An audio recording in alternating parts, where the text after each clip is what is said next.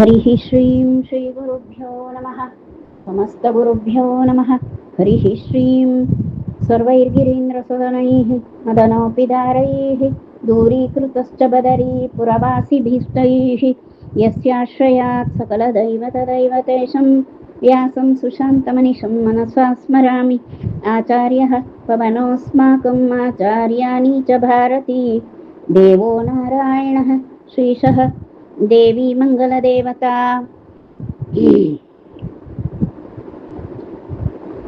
विश्वोत्तमं हरिं श्रीशं विश्वजीवोत्तमानिलं विश्वोत्तमगुणाकारं विश्वोत्तमयतिं श्रये अशेषवेदान्तकृतान्तसारो व्याख्याविहारान् हरिभक्तिसिन्धून् त्रिविक्रमार्यान् परमान् गुरून् मे नारायणार्यांश्च गुरून् नमामि। हरिः श्रीं श्रीगुरुभ्यो नमः। समस्तगुरुभ्यो नमः। हरिः श्रीं ಶ್ರೀಮನ್ಮಧ್ವವಿಜಯ ಮಹಾಕಾವ್ಯದಲ್ಲಿ ನಾವೀಗ ನೋಡ್ತಾ ಇರುವಂಥದ್ದು ನರನಾರಾಯಣಾಶ್ರಮಕ್ಕೆ ವೇದವ್ಯಾಸರು ಕೂಡಿ ಪೂರ್ಣಪ್ರಜ್ಞರು ಹೊರಟು. ವೇದವ್ಯಾಸರು ಅಲ್ಲೇ ಸಮೀಪದಲ್ಲಿದ್ದಂತಹ ನರನಾರಾಯಣಾಶ್ರಮಕ್ಕೆ ಪೂರ್ಣಪ್ರಜ್ಞರನ್ನು ಕರೆದುಕೊಂಡು ಹೋಗ್ತಾರೆ. ಪರಮಾತ್ಮ ಶ್ರೀಹರಿ ನಾರಾಯಣ ಎನ್ನುವಂತಹ ಹೆಸರಿನಿಂದ ಸಾಕ್ಷಾತ್ ತನ್ನ ಅವತಾರ ರೂಪವನ್ನ ತಾಳಿದ. ಅದೇ ನಾರಾಯಣ ರೂಪ. ಆ ನಾರಾಯಣ ಋಷಿ ರೂಪ. ನಾರಾಯಣ ಋಷಿ ಅಂತಲೇ ಭಾಗವತದಲ್ಲೆಲ್ಲ ಸಾಕಷ್ಟು ಬರ್ತದೆ ಆ ನಾರಾಯಣ ಅವತಾರವನ್ನ. ಈಗಾಗಲೇ ಅದು ಮೊದಲಿಗೆ ಹೇಳಿದ್ದಾರೆ, ನಂತರದಲ್ಲಿ ಮತ್ತೆ ಅದರ ವಿಸ್ತಾರವೂ ಕೂಡ ಉಂಟು. ಅದೇ ನರನಾರಾಯಣಾಶ್ರಮ ಎನ್ನುವಂತಹ ಇದು ನಾರಾಯಣ ಅವತಾರದಲ್ಲಿ, ನಾರಾಯಣ ಋಷಿ ರೂಪದ ಪರಮಾತ್ಮನ ಅವತಾರದಲ್ಲಿ ತಪಶ್ಚರಣವೇ ಲೋಕದಲ್ಲಿ ಹಿರಿದು ಅಂತ ತೋರಿಸಿಕೊಟ್ಟಂತಹ ರೂಪ ಅದು. ಹೀಗಾಗಿ ತಪಸ್ಸು ಅಂದರೆ ಇಂದ್ರಿಯ ಜಯವೇ ಪ್ರಮುಖವಾದದ್ದು. ಆ ಇಂದ್ರಿಯ ಜಯ ಅಂದರೆ ಅದು ಅತಿ ದುರ್ಜಯ ಅಂತ ಹೇಳ್ತಾರೆ. ಯಾರೂ ಕೂಡ ಇಂದ್ರಿಯ ನಿಗ್ರಹವನ್ನು ಮಾಡಲಿಕ್ಕೆ ಸಾಧ್ಯ ಇಲ್ಲ. ಅಂತಹ ಅಸಾಧ್ಯವಾದಂತಹ ದುಸ್ಸಾಧ್ಯವಾದಂತಹ ಇಂದ್ರಿಯ ನಿಗ್ರಹದಿಂದ ಕೂಡಿದಂತಹ ಯಾವ ರೂಪವನ್ನ, ಅದು ತಪಸ್ಸಿನ ರೂಪ. ಆ ತಪಸ್ಸಿನ ಕಾರ್ಯವನ್ನ ಮಾಡುವಂಥದ್ದು ಲೋಕದಲ್ಲಿ ಅತ್ಯಂತ ಶ್ರೇಷ್ಠ ಅಂತ ತೋರಿಸಿದ್ದು ಈ ಯಾವ ನಾರಾಯಣ ಋಷಿ ಅವತಾರ. ಅದನ್ನ ಅಂತಹ ಪರಮಾತ್ಮನನ್ನು ನೋಡ್ತಾರೆ. ಆ ಪರಮಾತ್ಮನನ್ನ ವರ್ಣಿಸುವಾಗ ಬಹಳ ಚೆನ್ನಾಗಿದೆ ಇದು ವರ್ಣನೆ. ಎಂಥದ್ದು ಅಂದ್ರೆ ನಿಜರೂಪಭೂತ ನಿರಪೇಕ್ಷ ನಿರ್ಮಲ ಅಂತ ಹೇಳ್ತಾರೆ. ನಿರಪೇಕ್ಷ ಅಂದ್ರೆ ಸ್ವತಂತ್ರ ಅನ್ನುವ ಅರ್ಥ. ನಿರ್ಮಲ ದೋಷದೂರನಾಗಿ ಮತ್ತೊಂದು ಅಪೇಕ್ಷೆ, ಮತ್ಯಾರ ಅಪೇಕ್ಷೆಯೂ ಇಲ್ಲದಂತಹ ಪ್ರಚುರಾತ್ಮ ಸೌಖ್ಯ ಅಂತ ಹೇಳ್ತಾರೆ. ಪ್ರಚುರಾತ್ಮ ಸೌಖ್ಯ ಇದು ಬಹಳ ಮುಖ್ಯವಾದದ್ದು ಮಾತು. ಇವೆಲ್ಲವೂ ಕೂಡ ನಾರಾಯಣ ದೇವರನ್ನ ವರ್ಣಿಸುವುದು, ನಾರಾಯಣ ಋಷಿ ರೂಪದ ನಾರಾಯಣನನ್ನ ವರ್ಣಿಸುವುದು. ಮೊದಲನೇದೇನು, ಅತಿ ದುರ್ಜಯೇಂದ್ರಿಯ ಜಯಾದಿ ರೂಪಿಣ ತಪಸಾ ವಸಂತಂ. ಆ ತಪಶ್ಚರಣದಿಂದಲೇ ಲೋಕದಲ್ಲಿ ಕಾಣಿಸಿರುವಂತಹ ರೂಪವೇ ನಾರಾಯಣ ಋಷಿ ರೂಪ, ಪರಮಾತ್ಮನ ರೂಪ. ಅದು ಸಂತತಂ ವನೆ, ಸದಾಕಾಲದ ವನದಲ್ಲಿಯೇ ಯಾವಾಗಲೂ ವಾಸ ಮಾಡ್ತಾ ತಪಶ್ಚರಣದಿಂದ ವಾಸ ಮಾಡುವಂತಹ ಆ ಋಷಿ ರೂಪ ನಾರಾಯಣ ರೂಪ. ಅದು ನಿಜ ರೂಪ ಭೂತ ನಿರಪೇಕ್ಷ ನಿರ್ಮಲ ಪ್ರಚುರಾತ್ಮ ಸೌಖ್ಯರತಂ ಅಂತ ಹೇಳಿದೆ. ಅದರ ಅಭಿಪ್ರಾಯ ಏನು ಅಂದ್ರೆ, ಆ ವನದಲ್ಲಿಯೇ ಕಾಡಿನಲ್ಲಿ ನೆಲೆಸಿರುವಂತಹ ರೂಪ, ಆ ಪರಮಾತ್ಮ ಹೇಗಿದ್ದಾನೆ ಅಂದ್ರೆ ನಿರಪೇಕ್ಷ, ಮತ್ಯಾರನ್ನೂ ಕೂಡ ಏನನ್ನೂ ಬಯಸದಂತಹ ರೂಪ. ಬಯಸಿದ್ರೆ ಅಸ್ವತಂತ್ರರು ಬಯಸ್ತಾರೆ, ಸ್ವತಂತ್ರ ತತ್ವವಾದದ್ದರಿಂದ ಏನನ್ನೂ ಬಯಸದಂತಹ ನಿರ್ದೋಷನಾಗಿರುವವನು, ನಿರ್ಮಲನಾಗಿ ನಿರ್ದೋಷನಾಗಿರುವವನು. ಮತ್ತು ಪ್ರಚುರಾತ್ಮ ಸೌಖ್ಯರತಂ ಅಂತ ಹೇಳ್ತಾರೆ. ಪ್ರಚುರ ಅನ್ನೋ ಪದಕ್ಕೆ ಅಧಿಕ ಅಂತ ಅರ್ಥ. ಪ್ರಚುರ ಅಂದ್ರೆ ಅಧಿಕ. ಆತ್ಮಸೌಖ್ಯ, ತನ್ನದೇ ಸೌಖ್ಯರತಂ ಅಂತ, ತನ್ನದೇ ಸೌಖ್ಯದಲ್ಲಿ ತಾನಿರುವವನು. ಆತ್ಮ ಅಂದ್ರೆ ಆತ್ಮಸೌಖ್ಯ ಅಂದ್ರೆ ತನ್ನದೇ ಆದಂತಹ ಸೌಖ್ಯದಲ್ಲಿ ತುಂಬಿರುವವನು, ತನ್ನ ಸೌಖ್ಯದಲ್ಲೇ ತಾನಿರುವವನು. ಮತ್ತೊಂದರಿಂದ ಸೌಖ್ಯ ಪಡೆಯುವುದಲ್ಲ. ನಮಗೆ ಹಾಗಲ್ಲ ನೋಡಿ. ಸೆಕೆ ಆಗ್ತದೆ ಅಂದ್ರೆ ಫ್ಯಾನ್ ಹಾಕೊಳ್ತೇವೆ, ಫ್ಯಾನ್ ತಿರುಗುವಾಗ ನಮಗೆ ಸೌಖ್ಯ ಆಗ್ತದೆ. ಆದರೆ ಪರಮಾತ್ಮನಿಗೆ ಹೇಗೆ ಅಂದ್ರೆ ಅವನಿಗೆ ಯಾವುದರಿಂದಲೂ ಕೂಡ ಸೌಖ್ಯ ಬೇಡ, ಅವನೇ ಸುಖರೂಪನಾಗಿದ್ದಾನಲ್ಲ. ಹೀಗೆ ಅಧಿಕಾಧಿಕವಾದಂತಹ ತನ್ನದೇ ಆದಂತಹ ಸುಖ ಪೂರ್ಣತೆಯಿಂದ ಕೂಡಿರುವ ಪರಮಾತ್ಮ ಸ್ವತಂತ್ರನಾದ್ದರಿಂದ ಮತ್ತೊಬ್ಬರಿಂದ ಏನು ಬಯಸುವವನಲ್ಲ, ನಿರ್ದೋಷ, ಹಾಗಾಗಿ ನಿರ್ಮಲ ಅಂತಾರೆ. ಇಂತಹ ಪರಮಾತ್ಮ ಹೀಗಿದ್ದಾನೆ, ನಿರಂತರವಾಗಿ ಅವನು ಹೀಗಿದ್ದಾನೆ ಅಂತ ಇದನ್ನೆಲ್ಲ ವರ್ಣಿಸಿದರು. ಹೀಗೆ ಯಾವ ನಾರಾಯಣ ಋಷಿ ರೂಪವನ್ನು ವರ್ಣಿಸಿರುವುದು. ನಯನದ್ವಯೇನ ನಲಿನ ಪ್ರಭಾಮುಷಾ ಪರಿಫುಲ್ಲತಾ ವಿಲಸಿತೇನ ವಿಸ್ಮಯಾದ್ ತಮವೇಕ್ಷ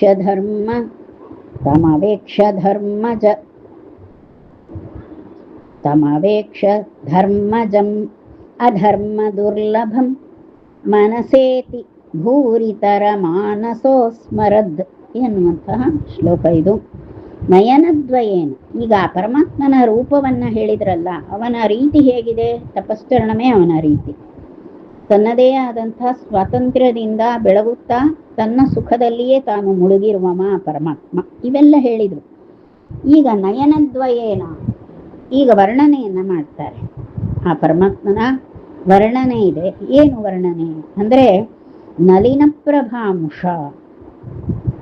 ಪರಿಫುಲ್ಲ ವಿಲಸಿತೇನ ವಿಸ್ಮಯ ಅಂತ, ಚೆನ್ನಾಗಿ ಅರಳಿದ ಹೊಳೆಯುವಂತಹ ಲೋಕಕ್ಕೆ ತೇಜಸ್ಸನ್ನು ಉಂಟು ಮಾಡುವಂತಹ ಕಮಲದಂತಹ ಎರಡು ಕಣ್ಣುಗಳನ್ನುಳ್ಳ ಪರಮಾತ್ಮನ ಆ ನಾರಾಯಣನ ಎರಡೂ ಕಣ್ಣುಗಳು ಕೂಡ ಅತ್ಯಂತ ಕಾಂತಿಯುಕ್ತವಾಗಿವೆ. ತಾವರೆ ದಳದಂತೆ ಕಾಂತಿಯುಕ್ತವಾದಂತಹ ಎರಡು ಕಣ್ಣುಗಳನ್ನು ಉಳ್ಳವನು ಮತ್ತು ಚೆನ್ನಾಗಿ ಅದು ಅರಳಿದಂತಹ ಕಣ್ಣುಗಳು ಮತ್ತು ವಿಸ್ಮಯಾತ್ತಮವೇಕ್ಷ, ಹೀಗಾಗಿ ಆಶ್ಚರ್ಯದಿಂದ ಪೂರ್ಣಪ್ರಜ್ಞರು ಅವನನ್ನ ದಿಟ್ಟಿಸಿ ನೋಡ್ತಾರೆ. ಅವನು ಯಾರು ಅಂದ್ರೆ ಧರ್ಮಜಂ ಅಂದ್ರು. ಯಮಧರ್ಮನ ಮಗನಾಗಿರುವವನು ಈ ಯಮಧರ್ಮನ ಮಗನಾದಂತಹ ನಾರಾಯಣ ಋಷಿರೂಪದ ನಾರಾಯಣ ಅವತಾರ. ಅವನು ಧರ್ಮ ಅಂದ್ರೆ ಯಮಧರ್ಮನ ಮಗನಾಗಿ, ಯಮಧರ್ಮ ಹಾಗೂ ಮೂರ್ತಿದೇವಿ ಈ ದಂಪತಿಗಳ ಮಗನಾಗಿ ಅವತರಿಸಿದವ. ಅಧರ್ಮ ದುರ್ಲಭಂ ಅಂತಾರೆ. ಅಧರ್ಮ ದುರ್ಲಭಂ ಅಂದ್ರೆ ಲಭಿಸುವುದು, ಲಭಿಸದೇ ಇರುವುದು. ದುರ್ಲಭ ಅಂದ್ರೆ ಲಭಿಸದೇನೆ ಇರುವುದು. ಹೇಗೆ ಲಭಿಸುವುದಿಲ್ಲ ಅವನನ್ನು ಪ್ರಾಪ್ತಿ ಮಾಡ್ಕೊಳ್ಳಿಕ್ಕೆ ಆಗುವುದಿಲ್ಲ. ಹೇಗೆ ಅಂದ್ರೆ ಅಧರ್ಮದಲ್ಲಿ ಇರುವವರಿಗೆ, ಧರ್ಮ ಬಿಟ್ಟವರಿಗೆ ಅವ ದುರ್ಲಭ. ಯಾಕೆ ಅಂದ್ರೆ ಅವನು ಧರ್ಮದಿಂದಲೇ ಧರ್ಮರಾಜನ ಮಗನಾಗಿ ಹುಟ್ಟಿದಾನಲ್ವಾ. ಧರ್ಮದೇವತೆಯ ಮಗನಾಗಿ ಅವತರಿಸಿದಂತಹ ನಾರಾಯಣ ಅಧರ್ಮಕ್ಕೆ ಸಿಲುಕುವುದಿಲ್ಲ, ಅಧರ್ಮದಿಂದ ಅವನ ಪ್ರಾಪ್ತಿ ಆಗುವುದಿಲ್ಲ. ಅಥವಾ ಧರ್ಮ ಇಲ್ಲದವರಿಂದ ಅವನ ಪ್ರಾಪ್ತಿ ಅದು ಸಾಧ್ಯವೇ ಇಲ್ಲ. ಅವನನ್ನು ಪ್ರಾಪ್ತಿ ಮಾಡಿಕೊಳ್ಳಿಕ್ಕೆ ಅಧರ್ಮಾವಲಂಬಿಗಳಿಗೆ ಸಾಧ್ಯ ಇಲ್ಲ. ಇಂತಹ ಈ ಪರಮಾತ್ಮ ಇವನು ಭೂರಿತರ ಮಾನಸೋ ಅಸ್ಮರ, ಮನಸ್ಸಿನಿಂದ ಪರಿಪೂರ್ಣವಾಗಿ, ಭೂರಿತರ ಮಾನಸ ಅಂದ್ರೆ ಪರಿಪೂರ್ಣ ಮನಸ್ಸು ಉಳ್ಳಂತಹ, ಅಂದ್ರೆ ಪರಿಪೂರ್ಣ ಬುದ್ಧಿ ಉಳ್ಳಂತಹ ಪೂರ್ಣ ಪ್ರಜ್ಞರು ಸ್ಮರಣೆ ಮಾಡಿದ್ರು. ಯಾರನ್ನ? ಈ ಯಮಧರ್ಮನ ಮಗ ನಾರಾಯಣನನ್ನು ಸ್ಮರಣೆ ಮಾಡಿಕೊಂಡ್ರು. ಜಗತಾಂ ಚತುರ್ದಶತಯಂ ಚತುರ್ಮುಖ ಪ್ರಮುಖೈರ್ಯುತಂ ಪ್ರಲಯಮಾನಿನಾಯಯ ಸಮಮುಲ್ಲಸನ್ ಕಮಲಯೈವ ಕೇವಲಂ ಪರಮಸ್ಸ ಏಷ ಹಿ ಪುರಾಣ ಪೂರುಷಃ. ಈ ಪರಮಾತ್ಮ ಪರಮಃ ಅಂದ್ರು. ಸಹ ಪರಮಃ, ಆ ಪರಮಾತ್ಮನು ಸ ಏಷಃ, ಆ ಯಾವ ಈ ಪರಮಾತ್ಮನು ಇವನು ಪರಮಃ ಅಂದ್ರೆ ಸರ್ವೋತ್ತಮನಾಗಿದ್ದಾನೆ ಮತ್ತು ಪುರಾಣ ಪುರುಷ, ಆದಿಪುರುಷನೂ ಆಗಿದ್ದಾನೆ. ಆದಿಪುರುಷನಾದಂತಹ ಈ ಸರ್ವೋತ್ತಮನಾದ ಶ್ರೀಹರಿ ಇವನು ನಾರಾಯಣನೇ. ನಾರಾಯಣ ಅಂದ್ರೆ ಪರಮಪುರುಷ ಅಂದ್ರೆ ಸರ್ವೋತ್ತಮನಾದಂತಹ ಪುರುಷೋತ್ತಮನೇ, ಆದಿಪುರುಷನೇ ಈ ನಾರಾಯಣ ಮೂಲ ರೂಪದ ನಾರಾಯಣನೇ ಈಗ ಋಷಿ ರೂಪದಿಂದ ಇಲ್ಲಿ ಕಾಣ್ತಾ ಇದ್ದಾನೆ. ಇವನು ಸದಾ ಕಾಲ ರಮಾದೇವಿಯೊಟ್ಟಿಗೆ ಮಾತ್ರ ವಿಹರಿಸ್ತಾ ಇರುವವ. ಹೀಗಾಗಿ ಇವನು ಸದಾ ಕಾಲ ರಮಾದೇವಿಯೊಟ್ಟಿಗೆ ಅವನು ವಿಹಾರ ಮಾಡುವವನು. ಕಮಲಯ ಏವ ಕೇವಲಂ, ಕಮಲಯ ಇವ ಕೇವಲಂ ಅಂದ್ರೆ ಕೇವಲ ಕಮಲೆಯೊಟ್ಟಿಗೆ, ಕಮಲೆ ಅಂದ್ರೆ ರಮಾದೇವಿಯೊಟ್ಟಿಗೆ ಮಾತ್ರ ವಿಹರಿಸುವಂಥವನು. ಯಾವಾಗ? ಪ್ರಳಯ ಕಾಲದಲ್ಲಿಯೂ ಸಹ. ಪ್ರಳಯ ಕಾಲದಲ್ಲಿ ಚತುರ್ಮುಖ ಬ್ರಹ್ಮಾದಿ ಯಾವ ಜೀವಾತ್ಮರೂ ಇರುವುದಿಲ್ಲ. ಎಲ್ಲ ಜೀವಾತ್ಮರನ್ನು ತನ್ನ ಒಡಲೊಳಗಿಟ್ಟುಕೊಂಡು ಪ್ರಳಯ ಜಲದಲ್ಲಿ ರಮಾದೇವಿಯೊಟ್ಟಿಗೆ ಚಂದವಾಗಿ ಅವನು ವಿಹರಿಸ್ತಾ ಇರುವಂಥವನು. ಹಾಗಾಗಿ 4 ಮುಖದ ಬ್ರಹ್ಮನಾಗಲಿ ಉಳಿದ ದೇವತೆಗಳೇ ಆಗಲಿ ಎಲ್ಲರನ್ನೂ ಕೂಡ ಅವನು ಪ್ರಳಯ ಕಾಲದಲ್ಲಿ ಎಲ್ಲರನ್ನೂ ನಾಶ ಮಾಡಿಬಿಡ್ತಾನೆ. ಆ ಎಲ್ಲ ಜೀವಾತ್ಮರನ್ನು ತನ್ನ ಒಡಲೊಳಗಿಟ್ಕೊಳ್ತಾನೆ, ಅವರ ದೇಹವನ್ನು ನಾಶ ಮಾಡ್ತಾನೆ, ಹಾಗೆ ಇಡೀ ಬ್ರಹ್ಮಾಂಡವನ್ನೇ ನಾಶ ಮಾಡ್ತಾನೆ. ಆ ನಾಶಕ್ಕೆ ಪ್ರಳಯ ಅಂತ ಹೆಸರು. ಪ್ರಳಯದಲ್ಲಿ ಇಡೀ ಬ್ರಹ್ಮಾಂಡ ನಾಶ ಆಗ್ತದೆ. ಆ ಬ್ರಹ್ಮಾಂಡದ ಅಧಿಪತಿಗಳಾದ, ಅಲ್ಲಲ್ಲಿ ಇರುವಂತಹ ಲೋಕಗಳ ಅಧಿಪತಿಗಳಾದಂತಹ ಯಾವ ಚತುರ್ಮುಖ ಬ್ರಹ್ಮದೇವರೇ ಮೊದಲಾದವರನ್ನು ತನ್ನ ಒಡಲೊಳಗೆ ಉದರದಲ್ಲಿ ಇಟ್ಟುಕೊಳ್ಳುವವ ಈ ನಾರಾಯಣ. ಇಷ್ಟನ್ನು ಹೇಳಿದರು. ತ್ರಿಗುಣಾಕೃತಿ ಪ್ರಕೃತಿತೋ ಗುರುಂ ತತಃ ತ್ರಿವಿಧಾಮಹಂಕೃತಿಂ ಅಮರ್ತ್ಯ ಖಾನ್ಯತಃ ಅಪಿಭೂತ ಪಂಚಕಮಿತೋಂಡಮಂಡಲಂ ಭಗವಾನಸೌ ಇಹ ಜಗಂತಿ ಚಾಸೃಜದ್. ಈ ಪರಮಾತ್ಮ ಎಲ್ಲರನ್ನೂ ಸೃಷ್ಟಿ ಮಾಡ್ತಾನೆ. ತ್ರಿಗುಣಾಕೃತಿ ಪ್ರಕೃತಿತೋ ಗುರುಂ ತತಃ. ಈ ಪರಮಾತ್ಮ ಈ ಒಂದು ವಿಶೇಷವಾದಂತಹ ತತ್ವಗಳು, ಯಾವ ತತ್ವಗಳುಂಟೋ ಎಲ್ಲ ತತ್ವಗಳನ್ನು ಕೂಡ ಈ ಪರಮಾತ್ಮ ಸೃಷ್ಟಿ ಮಾಡ್ತಾನೆ. ತತ್ವಗಳನ್ನು ಅಂದ್ರೆ ಮೂಲ ಪ್ರಕೃತಿ. ಮೂಲ ಪ್ರಕೃತಿ ಅಂದ್ರೆ ಅರ್ಥ ಏನು? ಪ್ರಕೃತಿ, ಮೂಲ ಪ್ರಕೃತಿ ಅಂತ ಹೇಳುವಂತಹ ಆ ಪ್ರಕೃತಿ ತತ್ವದ ಅರ್ಥ ಏನು ಅಂದ್ರೆ, ಅದು ಏನು ಅದು ಅಂತ ಕೇಳಿದ್ರೆ, ಸತ್ವಗುಣ, ರಜೋಗುಣ ಹಾಗೂ ತಮೋಗುಣ ಎನ್ನುವಂತಹ 3 ಗುಣಗಳ ಒಟ್ಟು ರೂಪವೇ, ಒಟ್ಟು ಮೊತ್ತವೇ ಪ್ರಕೃತಿ. ಅಂದ್ರೆ 3 ಗುಣಗಳು ಸಮಪ್ರಮಾಣದಲ್ಲಿ ಇರುವಂತಹ ಒಂದು ಒಟ್ಟು ಮೊತ್ತಕ್ಕೆ ಮೂಲ ಪ್ರಕೃತಿ ಅಂತ ಹೆಸರು. ಆ ಮೂಲ ಪ್ರಕೃತಿ ಸ್ವಲ್ಪ ಕಡೆದಾಡಿದಾಗ, ಆ ಮೂಲ ಪ್ರಕೃತಿಯನ್ನ ಸ್ವಲ್ಪ ಕುಲುಕಿದಾಗ ಹುಟ್ಟಿ ಬರುವಂಥದ್ದೇ ಮಹತ್ತತ್ವ. ಮಹತ್ತತ್ವದಿಂದ ಮತ್ತೆ ಅಹಂಕಾರ ತತ್ವ, ಹೀಗೆ ತತ್ವಗಳ ವಿಕಾಸ ಉಂಟಾಗ್ತದೆ, ಒಂದರಿಂದ ಇನ್ನೊಂದು ಅಂತ ಅರ್ಥ. ಮನೆಯಲ್ಲಿ ಕೇವಲ ಅಕ್ಕಿ ಉಂಟು ಅಲ್ವಾ? ಅಕ್ಕಿ ಉಂಟು, ಎಲ್ಲರ ಮನೆಯಲ್ಲೂ ಅಕ್ಕಿ ಇರ್ತದೆ. ನೀರುಂಟಾ? ನೀರುಂಟು. ಮತ್ತೆ ಬೆಂಕಿ ಉಂಟಾ? ಬೆಂಕಿ ಉಂಟು. ಆ ಅಕ್ಕಿಯನ್ನ ಸ್ವಚ್ಛವಾಗಿ ನೀರಿನಲ್ಲಿ ತೊಳೆದು ಆ ಅಕ್ಕಿಗೆ ನೀರನ್ನು ಹಾಕಿ ಅದನ್ನ ಬೆಂಕಿಯ ಮೇಲೆ, ಪಾತ್ರೆಯಲ್ಲಿ ಬೆಂಕಿಯ ಮೇಲೆ ಇಟ್ಟಾಗ ಅದಕ್ಕೇನೇನು ಸಿಕ್ಕಿತು? ಅಕ್ಕಿ ಉಂಟು, ಅಕ್ಕಿಗೆ ನೀರು ಬೆರೆಯಿತು, ಅದಕ್ಕೆ ಅಗ್ನಿ ಸಂಸ್ಪರ್ಶ, ಅಗ್ನಿ ಸಂಯೋಗ ಆಯಿತು. ಹೀಗೆ ಅಗ್ನಿಯ ಸಂಯೋಗವೂ ಆದಾಗ ಅದರಲ್ಲಿ ಏನೋ ಒಂದು ಬದಲಾವಣೆ ಆಯಿತು, ಹೊಸ ವಸ್ತು ಹುಟ್ಟಿತು. ಅಕ್ಕಿ ಇಲ್ಲ ಈಗ. ಅಕ್ಕಿಯಿಂದ ಹುಟ್ಟಿದ್ದು ಏನು? ಅನ್ನ ಎನ್ನುವಂಥದ್ದು. ಹೀಗೆ ಅನ್ನ ಕಾರ್ಯರೂಪ, ಅಕ್ಕಿ ಎನ್ನುವಂಥದ್ದು ಕಾರಣವಾಯಿತು. ಆ ಅನ್ನ ಹಾಗೆ ಉಂಟಾ? ಹಾಗೇ ಇಲ್ಲ. ಆ ಅನ್ನಕ್ಕೆ ಮತ್ತೇನನ್ನೋ, ಹುಡಿಯನ್ನೋ ಅಥವಾ ಒಳ್ಳೆ ಒಗ್ಗರಣೆಯನ್ನೋ, ಅದಕ್ಕೆ ನಿಂಬೆಹಣ್ಣಿನ ರಸವನ್ನೋ ಏನನ್ನೋ ಬೆರೆಸ್ತಾರೆ. ಆ ಅಕ್ಕಿಗೆ ಉಪ್ಪು, ನಿಂಬೆ ರಸ, ಒಗ್ಗರಣೆ ಇತ್ಯಾದಿಗಳನ್ನೆಲ್ಲ ಬೆರೆಸಿ ಅದೊಂದು ರೀತಿಯ ಹೊಸ ಅನ್ನವನ್ನು ತಯಾರು ಮಾಡ್ತಾರೆ. ಅದಕ್ಕೆ ಅನ್ನ ಅಂತ ಹೇಳುವುದಿಲ್ಲ, ಚಿತ್ರಾನ್ನ ಅಂತ ಹೇಳ್ತಾರೆ. ಅಥವಾ ಯಾವುದಾದ್ರೂ ಪುಡಿಯೋ ಗೊಜ್ಜೋ ಹೀಗೇನನ್ನಾದರೂ ಸೇರಿಸ್ತಾರೆ.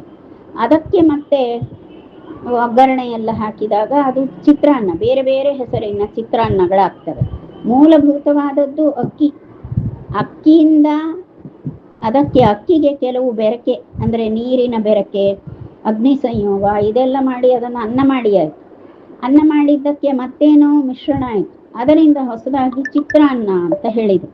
ಹೀಗೆಲ್ಲ ಉಂಟು ಅಲ್ವಾ? ನಾವು ನೋಡ್ತೇವೆ. ಹಾಗೆಯೇ ಈ ತತ್ವಗಳ ವಿಕಾಸವೂ ಹಾಗೆ. ಅಂದ್ರೆ ಮೂಲದಲ್ಲಿ ಪ್ರಕೃತಿ ಅಂದ್ರೆ ಅದು ಕೇವಲ ಸತ್ವಗುಣ, ರಜೋಗುಣ, ತಮೋಗುಣ ಎನ್ನುವಂತಹ 3 ಗುಣಗಳ ಸಮಪ್ರಮಾಣದ ಒಟ್ಟು ಮೊತ್ತ. ಅದರ ಒಂದು ಕುಲುಕಾಟದಿಂದ ಹುಟ್ಟಿದ್ದೇ ಮಹತ್ತತ್ವ. ಆ ಮಹತ್ತತ್ವದ ಮತ್ತೊಂದು ಅದರ ಪರಿಣಾಮವಾಗಿ ಹುಟ್ಟುವಂಥದ್ದು ಅಹಂಕಾರ ತತ್ವ ಅಂತ. ಹೀಗೆ ತತ್ವ ಸೃಷ್ಟಿಯೆಲ್ಲ ಹೀಗೆ ಉಂಟಾಗ್ತದೆ. ಇದನ್ನೆಲ್ಲ ಯಾರು ಮಾಡೋದು? ಇದನ್ನೆಲ್ಲ ಪರಮಾತ್ಮನೇ ನಿಂತು ಮಾಡ್ತಾನೆ. ತ್ರಿಗುಣಾಕೃತಿ ಪ್ರಕೃತಿತಃ. ತ್ರಿಗುಣಾಕೃತಿ ಅಂದ್ರೆ ಈ 3 ಗುಣಗಳ ಒಟ್ಟು ಮೊತ್ತ, ಅದೇ ಪ್ರಕೃತಿ ಆ ಪ್ರಕೃತಿತಃ ಆ ಪ್ರಕೃತಿಯಿಂದ ತತಃ ತ್ರಿವಿಧಾಂ ಅಹಂಕೃತಿ ಅಲ್ಲಿಂದ ಗುರುಂ ಅಂತ. ಗುರು ಅಂದ್ರೆ ಮಹತ್ತತ್ವ ಅಂತ ಅರ್ಥ. ಮಹತ್ ಅಂದ್ರೆ ದೊಡ್ಡದು, ಗುರು ಅಂದ್ರೆ ದೊಡ್ಡದು ಅಂತ ಅರ್ಥ ಅಷ್ಟೆ. ಅದರಿಂದ ಗುರುವನ್ನ ಅಂದ್ರೆ ಮಹತ್ತತ್ವವನ್ನ ತತಃ ಆ ಗುರುವಾದಂತಹ ಮಹತ್ತತ್ವದಿಂದ ತ್ರಿವಿಧಾಂ ಅಹಂಕೃತಿ ಆ ನಂತರದಲ್ಲಿ ಅಹಂಕಾರ ತತ್ವ 3 ವಿಧವಾದದ್ದು ಅದನ್ನ ಉಂಟು ಮಾಡಿದ. ಆ ಅಹಂಕಾರ ತತ್ವದಿಂದ ಮುಂದೆ ಅವನು ಅಮರ್ತ್ಯ ಖಾನ್ಯತಃ ಅಂತ. ಅಮರ್ತ್ಯ ಅಂದ್ರೆ ಅಮರರು, ದೇವತೆಗಳ ಸೃಷ್ಟಿ. ಆ ಅಹಂಕಾರ ತತ್ವದಿಂದ ದೇವತಾ ಸೃಷ್ಟಿ. ಖಾನಿ, ಖಾನಿ ಅಂದ್ರೆ ಇಂದ್ರಿಯಗಳು ಅಂತ ಅರ್ಥ.